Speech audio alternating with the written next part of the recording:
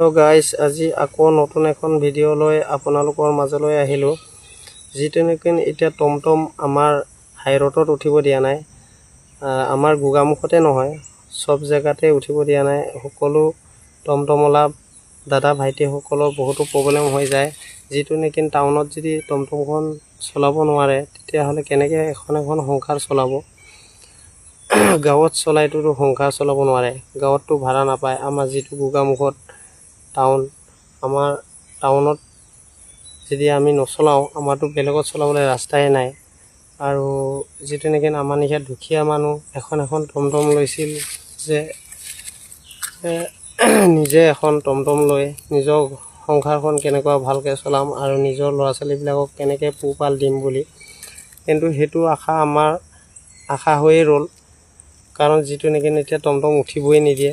আৰু এখন টমটমৰ দাম আমি এতিয়া লৈছোঁ 2 লাখ টকা এখন টমটমৰ দাম।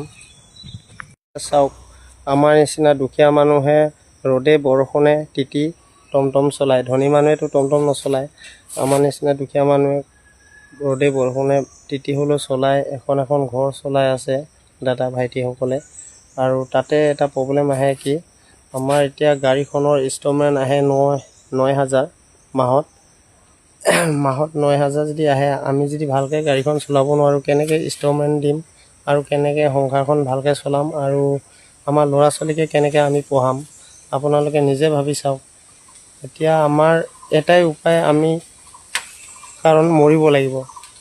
কাৰণ যদি আমি জীয়াই থাকোঁ আমাকতো এতিয়া ডিলাৰে নেৰিব, ডিলাৰেতো মাহে পইচা বিচাৰিবই। সেইটো গাইজ আপোনালোকে নিজে ভাবি চাওক, হয়নে নহয় কথাটো।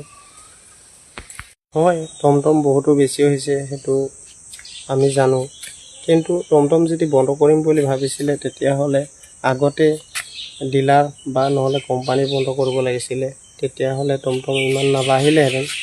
কিন্তু এতিয়া কি ক'ব আৰু মইনো কিমান আৰু ক'ম।